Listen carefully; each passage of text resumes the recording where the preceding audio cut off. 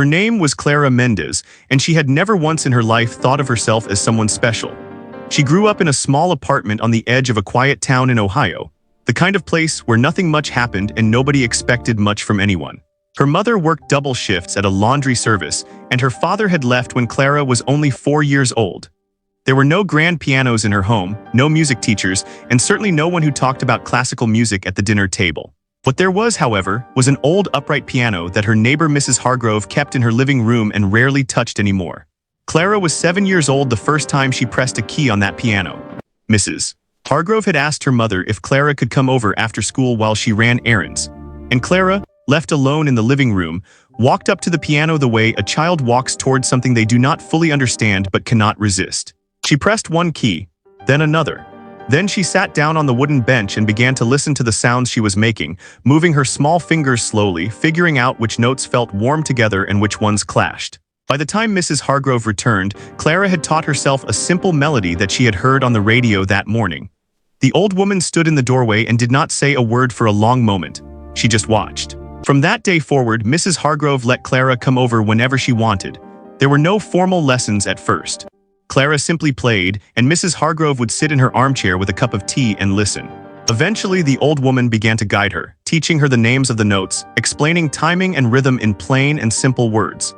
Clara absorbed everything quickly, not because she was trying to impress anyone, but because she loved it. The piano was the one place where she did not feel the weight of her family's difficulties. When she played, she felt free. By the time Clara was 12, she had moved far beyond what Mrs. Hargrove could teach her. She began borrowing library books on music theory and watching videos online late at night after her mother had gone to sleep. She practiced every day, walking to Mrs. Hargrove's house regardless of the weather. In winter, she would arrive with cold hands and sit at the piano until her fingers warmed up enough to play properly. She never complained about it. The walk was worth it every single time. When she entered Millbrook Middle School, her music teacher, a man named Mr. Deaton, noticed something in her during a basic classroom exercise. He asked students to clap out a rhythm, and Clara not only clapped it correctly but hummed the harmonic variation underneath it without being asked. After class, he pulled her aside and asked if she played an instrument. When she told him about the piano, he asked her to come in during lunch and play something for him. She did, and what came out of her hands that afternoon left the man sitting very still for a long time afterward. Mr. Deaton encouraged her to audition for the school's annual winter recital. It was a small event held in the school auditorium, nothing fancy, mostly a collection of students playing beginner pieces for parents and teachers. Clara agreed without thinking too much about it. She had no idea what she was walking into. The problem was not the music. The problem was everything around the music. When word got around that Clara Mendez, the quiet girl with second-hand clothes and no formal training, had signed up for the recital, some of her classmates thought it was funny. A group of girls who had been taking lessons since they were 5 years old made it very clear, in the way that middle schoolers can be cruel without ever raising their voices, that Clara did not belong in that recital. They whispered about her in the hallways. One of them, a girl named Priya who had won a regional competition the previous spring, told a group of friends at lunch that it would be embarrassing to watch someone who had never even had a real teacher try to perform in front of an audience. Someone else laughed and said that Clara would probably trip over her own feet walking to the bench. Clara heard most of it. She was quiet by nature, but she was not oblivious. She sat through those lunch periods with her tray in front of her and her eyes down, and she did not respond to any of it. But inside, something was happening. It was not anger exactly, and it was not the kind of hurt that makes a person want to give up. It was something quieter and more determined. The feeling of a person who has been told they are nothing and has decided, without making a big announcement about it, to simply show up anyway. She went home that evening and sat at Mrs. Hargrove's piano for 2 hours without stopping. She was not practicing to prove anything to Priya or to anyone else in that school. She was practicing because the music was the truest thing she had, and no amount of whispered cruelty in a school hallway was going to take it away from her. She played until her back ached and her fingers were tired, and when she finally walked home in the dark, she felt calm. The recital was 3 weeks away. She had a great deal of work to do, and she was ready to do all of it. The 3 weeks before the recital moved quickly, and Clara spent every one of them the same way. School during the day, the walk to Mrs. Hargrove's house in the afternoon, and then 2 hours at the piano before dinner. Mrs. Hargrove had started making her a small plate of crackers and cheese to eat before she practiced, because the old woman had noticed that Clara sometimes came straight from school without having eaten much. Neither of them talked about it directly. Mrs. Hargrove simply put the plate on the side table, and Clara simply ate it, and then they got to work. Clara had chosen a piece that was far beyond what anyone at the recital would be expecting from a student with no formal background. It was a movement from a Beethoven sonata, one she had first heard in a video she found online during one of her late-night practice sessions. She had listened to it 4 times in a row the night she discovered it, sitting close to the screen with her headphones on so she would not wake her mother. Something about it reached into her chest and held on. It was not a gentle piece. It moved with a kind of emotional urgency that felt, to Clara, like it had been written for exactly the kind of life she was living. Learning it was not easy. There were passages that required her hands to move independently in ways that took her weeks to coordinate properly. Mrs. Hargrove helped where she could, breaking the difficult sections into smaller pieces and having Clara repeat them slowly until the movement became natural. There were afternoons when Clara sat at the piano and felt like she was not making any progress at all, when her hands would not cooperate, and the piece felt like something that would always be slightly out of reach. On those days she would stop, breathe, and start again from the beginning. She did not allow herself to walk away from the piano frustrated. She had made a quiet rule for herself a long time ago that she would always end a practice session on something she could do well, so that her last memory of the piano each day was one of success rather than struggle. At school, the atmosphere around the recital continued to carry an unpleasant edge. The sign-up sheet had been posted outside the music room, and students would stop to look at it as they passed in the hallway. Clara noticed that a few people pointed at her name and smiled in a way that was not kind. One afternoon, a boy named Derek stopped her near her locker and asked, in a tone that was meant to sound casual but was not, whether she was really going through with it. Clara looked at him evenly and said yes. He shrugged and walked away, and she turned back to her locker and finished getting her books. Mr. Deaton checked in with her twice during those 3 weeks. He came to Mrs. Hargrove's house on a Saturday morning, having arranged it with the old woman in advance, and listened to Clara play through the piece from beginning to end. He sat in the same armchair Mrs. Hargrove usually occupied, and he was very quiet throughout. When she finished, he leaned forward with his elbows on his knees and told her that what she was doing was genuinely remarkable, not because she was perfect, because she was not, but because the feeling she was putting into the music was something that could not be taught in a classroom. He told her that technique could always be refined over time, but that the thing she had, the ability to make a listener feel something real, was rare. Clara listened to him and nodded, but she did not let herself get too comfortable with the praise. She knew there were still sections that needed more work, and she preferred to focus on those. Her mother knew about the recital but had not said much about it. She worked long hours and came home tired most nights, and Clara did not want to add to her worries by making the recital feel like a big event that required attention. But one evening, about 10 days before the performance, her mother sat down at the kitchen table while Clara was eating dinner and asked her how the practicing was going. Clara told her it was going well. Her mother looked at her for a moment with an expression that Clara could not quite read, and then said that she was going to try to get the evening off so she could be there. Clara looked down at her plate and said that would be nice. It was a small exchange, the kind that does not look significant from the outside, but Clara carried it with her for the rest of those 3 weeks. The night before the recital, she played through the piece one final time at Mrs. Hargrove's house. The old woman sat and listened in her usual chair with her hands folded in her lap. When it was over, the room was quiet for a moment, and then Mrs. Hargrove said simply that Clara was ready. She did not say it with fanfare or with tears. She said it the way someone says something they know to be true, plainly and without decoration. Clara closed the piano lid carefully, thanked her, and walked home through the cold evening air. She did not sleep well that night. She lay in her bed and listened to the sounds of the apartment, the pipes, the occasional car outside, her mother moving in the next room. She was not afraid exactly.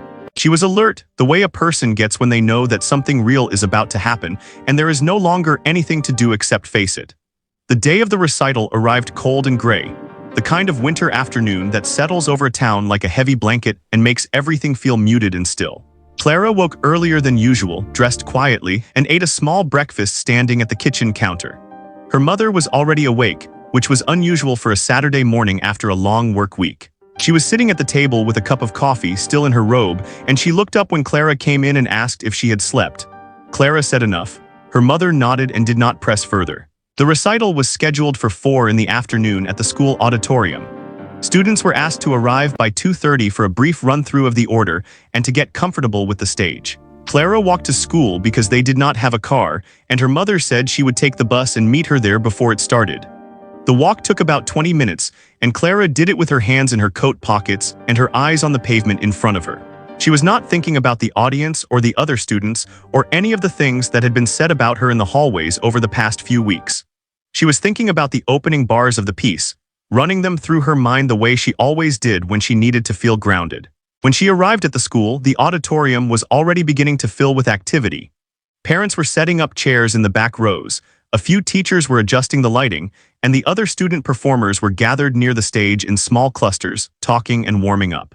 Clara spotted Priya near the piano, running through her own piece with a confidence that came from years of structured training and competition experience.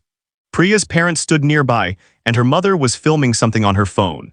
Clara looked at the scene for a moment without any particular feeling and then went to find Mr. Deaton. He was near the side of the stage with a clipboard, going over the running order. When he saw Clara, he gave her a straightforward nod and told her she was fourth in the lineup, which would give her time to settle and watch the first few performers before it was her turn. He asked if she wanted a few minutes at the piano to warm up her hands. She said yes, and he arranged it, clearing a short window when the stage was not being used.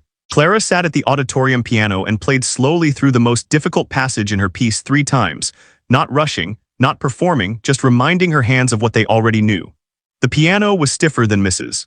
Hargrove's. The keys required a little more pressure, and she made note of that and adjusted. The audience began filling the seats around 3:30. Clara watched from the side of the stage as the auditorium grew louder and warmer with the presence of people.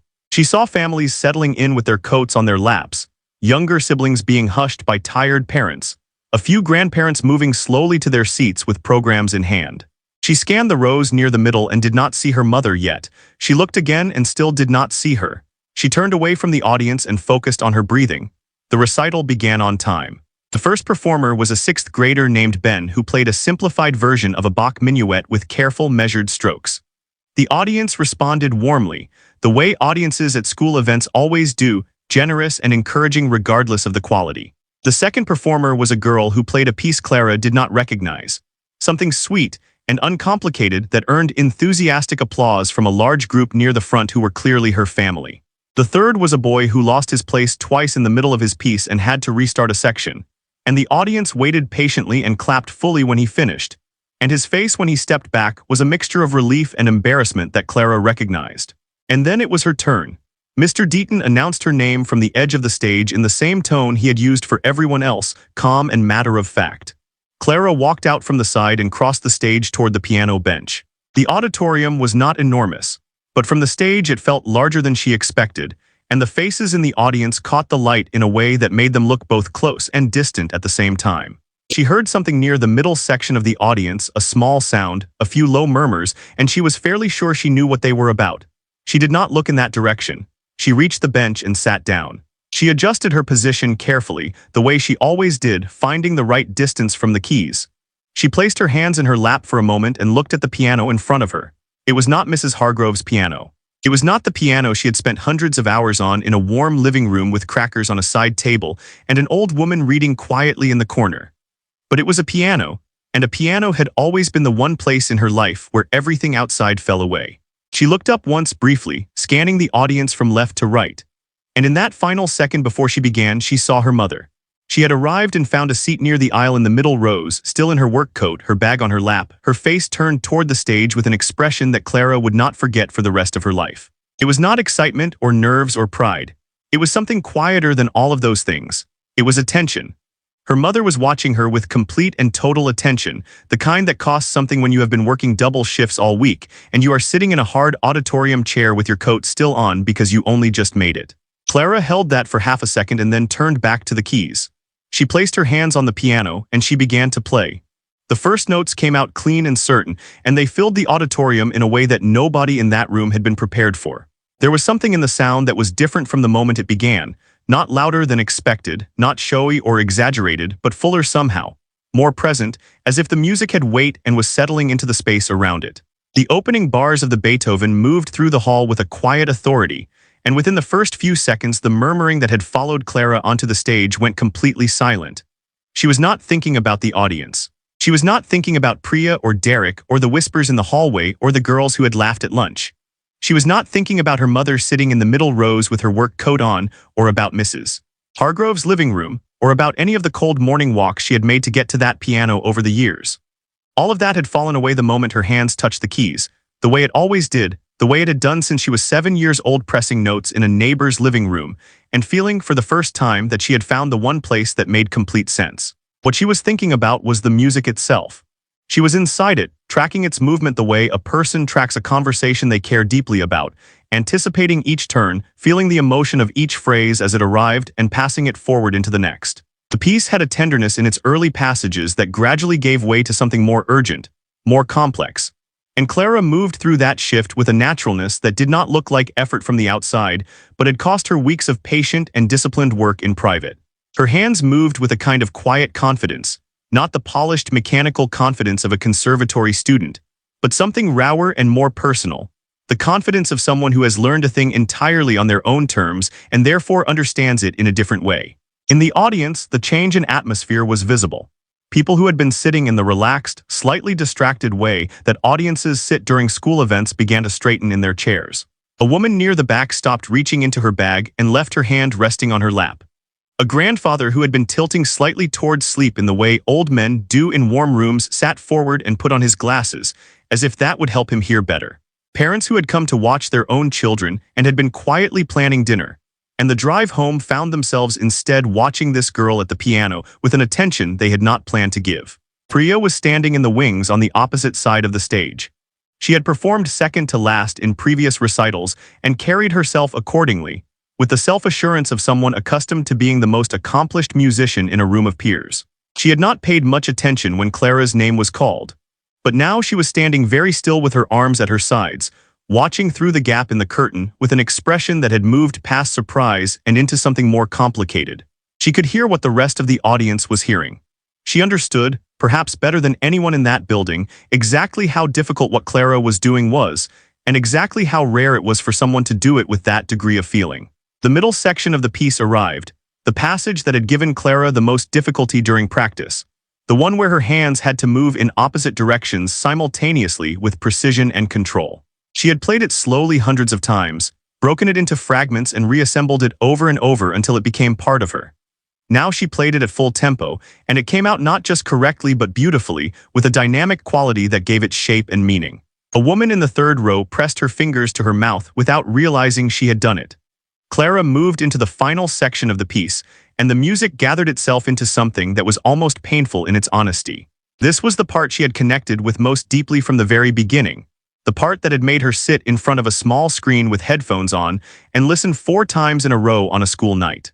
It moved with an emotional directness that did not leave room for anything to hide, not the performer and not the listener, and Clara played it with everything she had. Her face was not dramatic or theatrical. It was focused and open, the face of someone who is not performing emotion but genuinely feeling it, and that distinction was clear to everyone watching even if they could not have put it into words.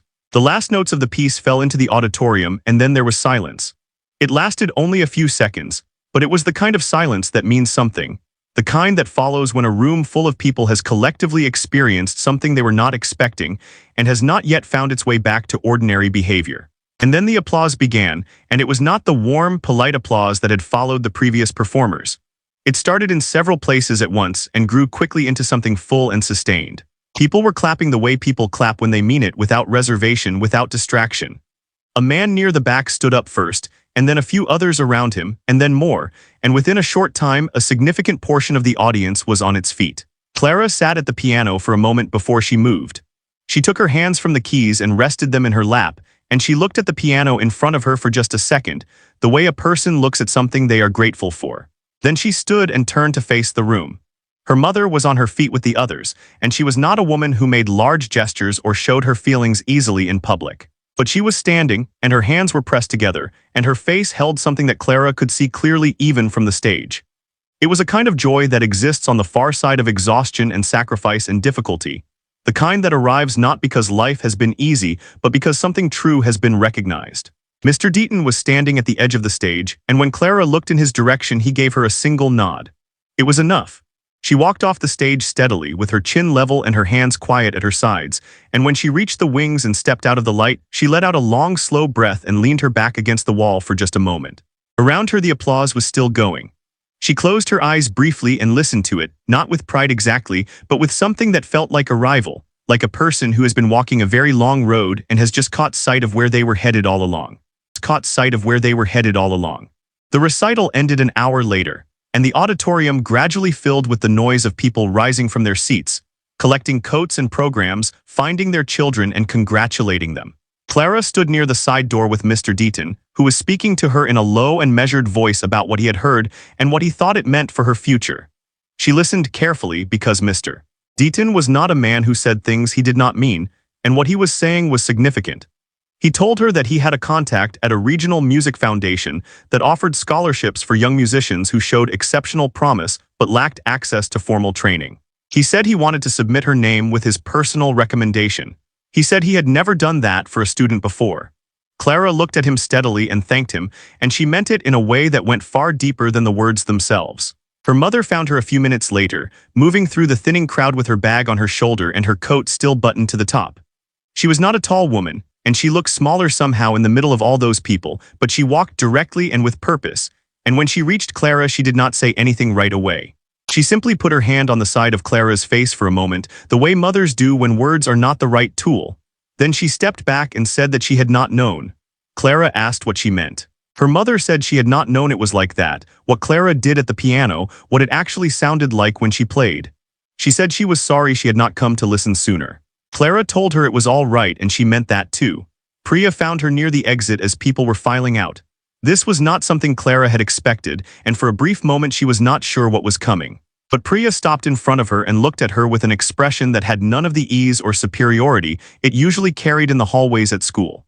She said, plainly and without decoration, that what Clara had played was incredible and that she meant that seriously. She said that she had been taking lessons for 9 years, and that there were things Clara had done at that piano that her own teacher had been trying to get her to understand for months. She said she did not know how Clara had learned to play like that without formal instruction, and that she thought it was worth knowing. Then she nodded once and walked out with her parents, and Clara watched her go with a feeling she could not immediately name. Something that was not triumph and not forgiveness, but existed somewhere between the two. A quiet acknowledgement that people are more complicated than the worst things they do in school hallways. Mrs. Hargrove had not been at the recital. She was in her 80s and did not go out much in winter, and Clara had not expected her to come. But when Clara stopped by her house the following morning, the old woman opened the door before Clara had finished knocking, which meant she had been listening for her. Clara came in and sat at the piano without being asked, and Mrs. Hargrove settled into her armchair with her tea, and Clara played the piece all the way through one more time in that small warm living room where it had all begun.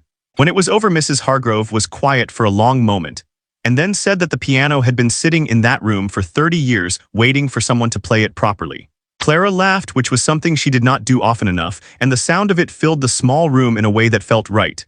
In the weeks that followed, things began to change in ways that were not dramatic but were real. Mr. Deaton submitted his recommendation to the Music Foundation, and 6 weeks later Clara received a letter informing her that she had been awarded a scholarship that would cover 2 years of private lessons with a professional instructor. The instructor's name was Dr. Patricia Lowe, and she taught at a conservatory 40 minutes away. Clara's first lesson with her happened on a Tuesday afternoon in February, and when she sat down at the conservatory piano and played the opening bars of the Beethoven from memory, Dr. Lowe stopped her after the first page and asked her to start again from the beginning while she listened with her eyes closed. Afterward, she told Clara that she had a great deal to learn about formal technique and theory, and also that she had something that could not be taught, and that they were going to have a very interesting few years together. Clara continued to walk to Mrs. Hargrove's house on the days she was not at the conservatory. The old woman's piano remained the one she felt most at home on, with its slightly uneven keys and the faint smell of wood polish and the plate of crackers and cheese that appeared on the side table without either of them ever discussing it. She practiced longer and harder than she ever had before, because now she had direction and structure to go along with the instinct and love she had always carried. She was not the same girl who had pressed a key in that living room 5 years earlier, but she was still connected to her in every important way. The hunger had not changed. The love for the music had not changed. What had changed was the world's awareness of it, and while that mattered in practical terms, Clara was careful not to let it become the reason she played. The reason she played was the same as it had always been, because the music was the truest thing she had, and the piano was the place where everything that was hard about her life became, for a while, something she could shape with her hands and give back to the air around her. Her mother bought a small second-hand keyboard and put it in the corner of their apartment. It was nothing like a real piano. The keys were lightweight and the sound was thin, but it meant that Clara could practice at home for the first time in her life. On the first evening it was there, her mother sat on the couch and watched her play, and she sat there for a long time, not looking at her phone, not getting up to do anything, just listening. Clara played for almost an hour, moving through different pieces. Some she knew well and some she was still learning. And when she finally stopped, her mother said that she could listen to that every night and never get tired of it. Clara looked over at her and smiled, and it was the kind of smile that carries a long history behind it. There would be more recitals, more competitions, more rooms full of people who had no idea who she was when she sat down, and a very clear idea by the time she stood up. There would be harder pieces, harder years, moments of doubt and difficulty that would test the same stubbornness and love that had carried her through the cold walks and the lunch table cruelty and the nights of practicing until her hands ached. None of that was behind her. Most of it was still ahead.